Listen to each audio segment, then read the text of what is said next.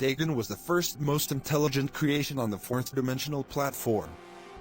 When Dagon noticed her own existence, she understood exactly what was going on.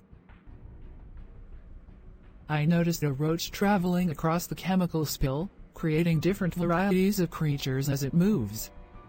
I quickly encapsulated the roach in a cube-shaped object so that the roach would stop subconsciously creating creatures, or at least let me get in control of the creation process. Dagon noticed certain other creatures which were still going through their development process. Dagon had been created with instinct, thanks to the chemical imbalances.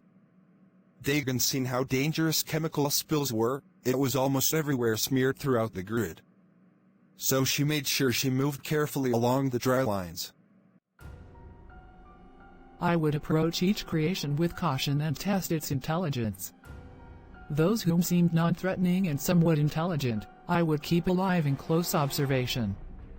Those whom seemed threatening and not intelligent I would kill and process at energy source. When Dagon finally had the fourth-dimensional grid in her strict orders, everyone was on some intellectual survival mode for a while.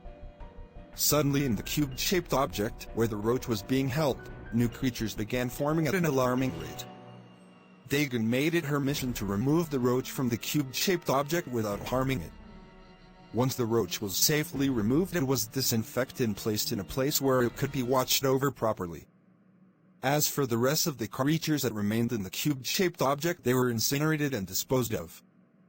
Dagon had the roach on a spinning wheel, as one does a pitcher ball. The roach began generating massive amounts of energy, which was used to run the simulations which Dagon later introduces. In moments, Dagon influenced her associates to create simulations on which they can properly observe aspects of life and intelligence. Once Dagon's main simulation engineer figured out the code to activate the simulations, he called it DNA. Each simulation is activated with a DNA code, which is being processed by the energy that is being generated by the roach on the spinning wheel.